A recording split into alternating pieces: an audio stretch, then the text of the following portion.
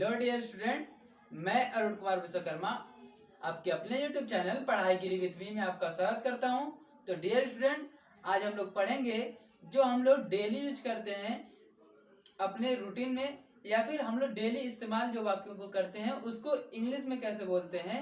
तो आज हम उन्हीं पे चर्चा करेंगे। जैसे कहने का मतलब क्या होता है, जब कोई व्यक्ति एक ही कार्य को बार बार करता है और आपके नजर में करता है तो आप बोलते हैं कि जब देखो तब, जब देखो तब। जैसे कहने का मतलब क्या होता है कि कोई व्यक्ति मोबाइल चलाता हुआ आपको दिखे बार बार, तो आप कहते हैं कि जब देखो तब वो मोबाइल चलाता रहता है। कोई व्यक्ति खाना खाते हुए दिख जाए हमेशा, तो आप बोलते हैं जब देखो तब वो खाना खाता रहता है। या फिर कोई व्यक्ति मिल जाए सोते हुए हमेशा, तो आप बोलते हैं कि जब देखो तब वो सोता रहता है। तो जब भी वाक्य में आ जाए जब देखो तब, क्या आ जाए, जब देखो तब। वाक्य में क्या आ जाए, जब देखो तब। तो जब भी वाक्य में आ जाए जब देखो तब, तो उसके लिए अंग्रेजी में हम लोग लिखते हैं when ever it is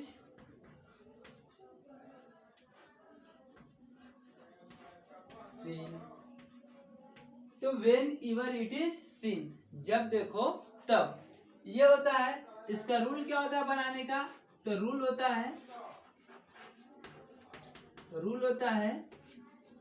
when ever it is seen। सबसे पहले क्या लिखेंगे, when ever it is seen, when ever it is seen। उसके बाद होता है सब्जेक्ट। क्या होता है, सब्जेक्ट। सब्जेक्ट के बाद क्या होता है, तो सब्जेक्ट के बाद होता है कीप्स या कीप। किसका प्रयोग होगा, कीप्स या कीप का प्रयोग। उसके बाद मेन ऑफ का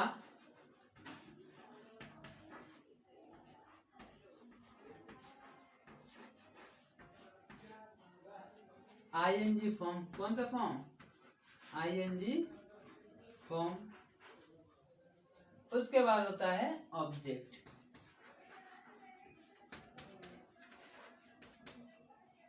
तो ये होता है इसका रूल। अब देखिए कैसे इस पे हम लोग एग्जाम्पल देखेंगे, कैसे वाक्यों को बनाते हैं इंग्लिश में, कैसे उन वाक्यों को हम लोग बोलते हैं, इसको ध्यान देंगे। जैसे वाक्य में एग्जाम्पल के रूप में हम ले लेते हैं, एग्जाम्पल के रूप में जब देखो तब, जब देखो तब, जब देखो तब वह सोती रहती है, वह सोती रहती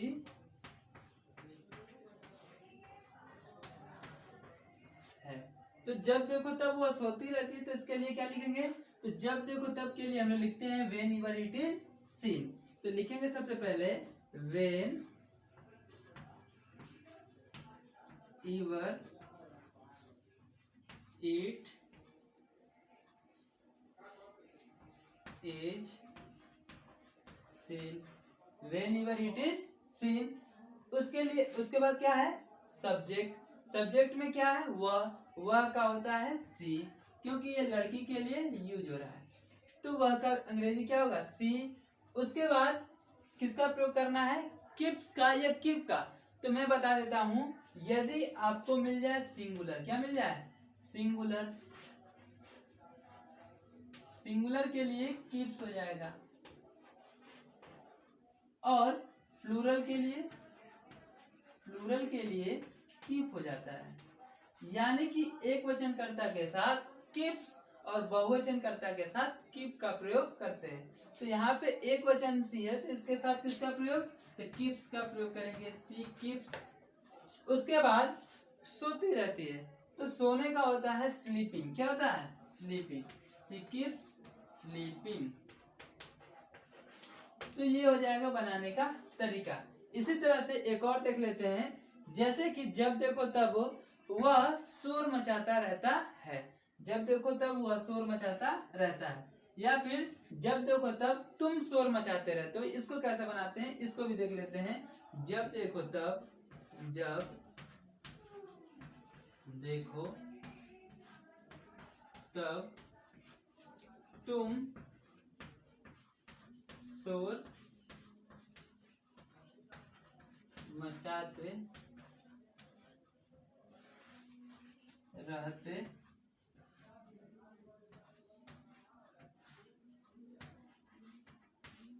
हो, तुम शोर मचाते रहते हो। इसको कैसे बनाएंगे? तो इसको बनाने के लिए हम लोग क्या करेंगे, सबसे पहले देखेंगे जब देखो तब आया है, और जब देखो तब के लिए फिर से क्या लिखेंगे हम लोग, वेन इवर इट इज सीन। तो लिखेंगे when इवर it is scene, when इवर it is seen. उसके बाद सब्जेक्ट में क्या है, तो तुम है। तुम का क्या होता है, यू। यू, और यू क्या है, प्लूरल है, तो प्लूरल है तो क्या लगेगा, कीप। तो यू कीप। और शोर मचाना का होता है मेकिंग अ नॉइज, तो you keep making a noise. तो ये हो जाएगा इस पे एग्जाम्पल। जैसे कहने का मतलब क्या होता है, जब कई वाक्य में जब देखो तब आता है तो उसके लिए हम लोग यूज करते हैं वेन इवर इट इज सीन। और इसका रूल क्या होता है, तो whenever it is scene सबसे पहले लिखेंगे, उसके बाद लिखेंगे सब्जेक्ट। सब्जेक्ट यदि एक वचन है तो किप्स, बहुवचन है तो कीप का प्रयोग करते हैं। उसके बाद मेन वर्ब का आईएनजी फॉर्म, उसके बाद ऑब्जेक्ट। तो इसके पे एग्जांपल हम लोग देखते हैं। जब देखो तब वह सोती रहती है, तो whenever it is seen she keep. यहाँ पे सिंगुलर है तो सिंगुलर है तो कीप्स हो जाएगा, क्या हो जाएगा, कीप्स। तो सी कीप्स स्लीपिंग। उसके बाद दूसरा है जब देखो तब तुम शोर मचाते रहते हो, तो जब देखो तब क्या होगा, तो वेन इवर क्या हो जाएगा, वेन इवर। उसके बाद क्या हो जाएगा, इट इज सीन, क्या हो जाएगा, इट इज सीन।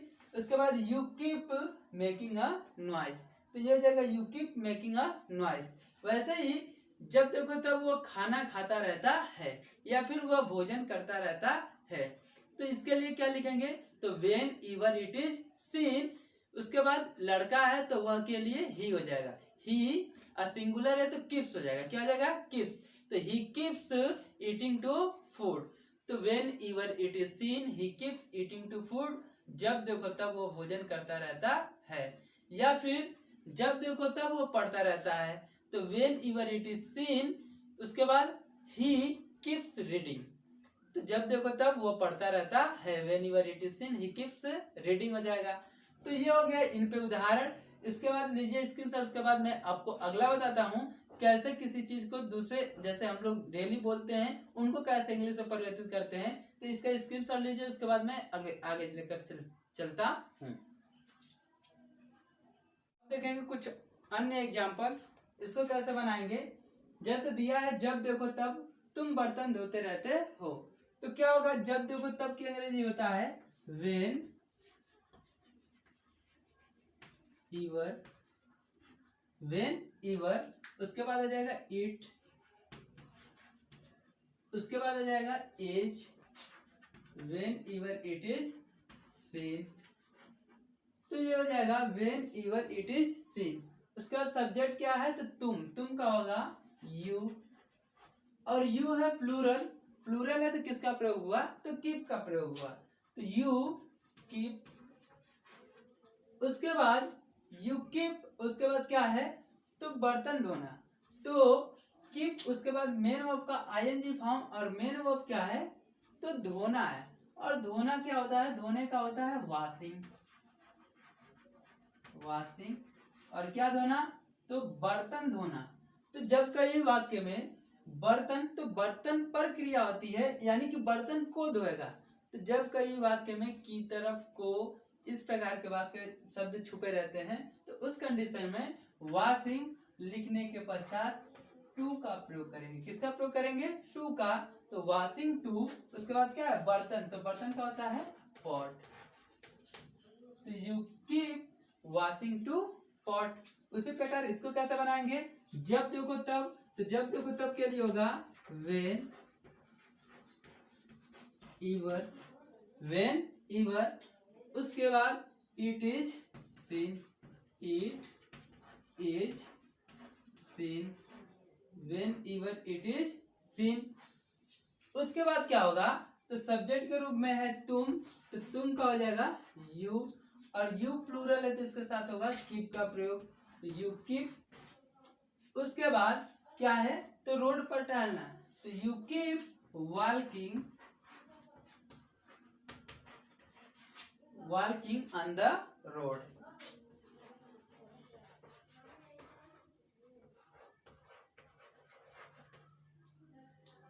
तो you keep walking on the road. यहाँ पे वॉकिंग इसका प्रोनाउंसिएशन नहीं होता है, यहाँ पे वॉकिंग बोलते हैं। क्या बोलते हैं, वॉकिंग, क्योंकि यहाँ पे एल क्या होता है, साइलेंट होता है। अब देखिए क्या होता है, जब देखो तब, जब देखो तब का क्या होगा, वेन ईवर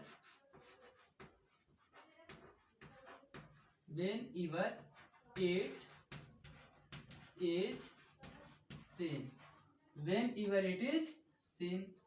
उसके बाद सब्जेक्ट के रूप में क्या है, वह, और वह की अंग्रेजी क्या होगा, ही। क्या होगा, अगर लड़का है तो ही, लड़की रहेगी तो सी।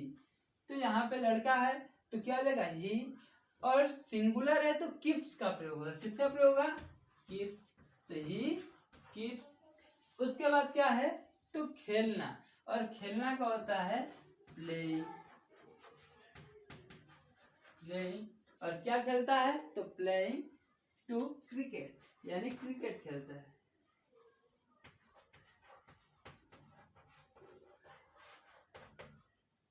प्लेइंग टू क्रिकेट, तो जब देखो तब वो क्रिकेट खेलता रहता है। Whenever it is seen he keeps playing to cricket. तो ये हो गया अन्य एग्जाम्पल। अब इसको लीजिए आप लोग स्क्रीनशॉट, या फिर नोट कर लीजिए, या फिर याद कर लीजिए। उसके बाद आगे लेकर चलता हूँ। जैसे कि आप लोग यूज करते हैं, कोई जरूरत नहीं है उससे बात करने की, क्या जरूरत है उससे लड़ने की, क्या जरूरत है उससे मिलने की, क्या जरूरत है खाने की, क्या जरूरत है यहाँ आने की, क्या जरूरत है पीने की, क्या जरूरत है पढ़ने की। तो ऐसे जब कई वाक्य आते हैं तो उसका क्या प्रयोग करते हैं और कैसे बनाते हैं, ये सब हम लोग सीखेंगे। तो लीजिए आप लोग स्क्रीनशॉट, उसके बाद आगे चलते हैं।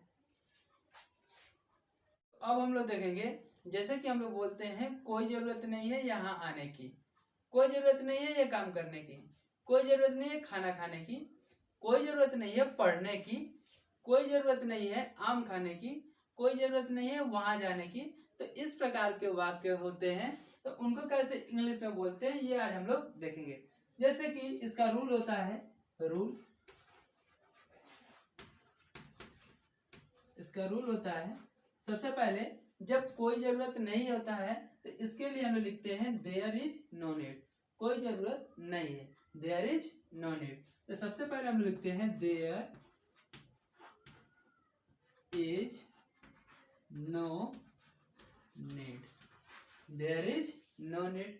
उसके बाद जो सेंटेंस होता है उसको टू लगा करके बोलते हैं। क्या बोलते हैं, टू लगा करके मेन ऑफ का फर्स्ट फॉर्म क्या होगा, मेन वर्ब का कौन सा फॉर्म, तो फर्स्ट फॉर्म।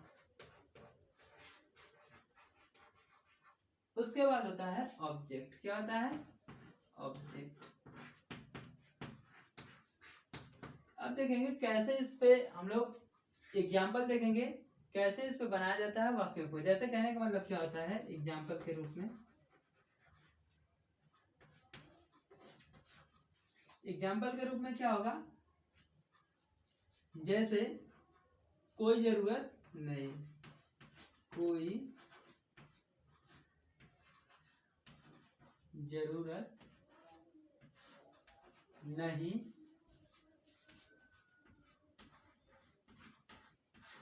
कोई जरूरत नहीं है,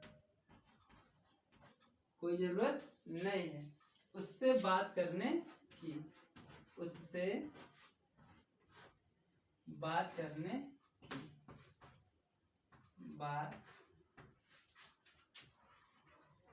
करने की,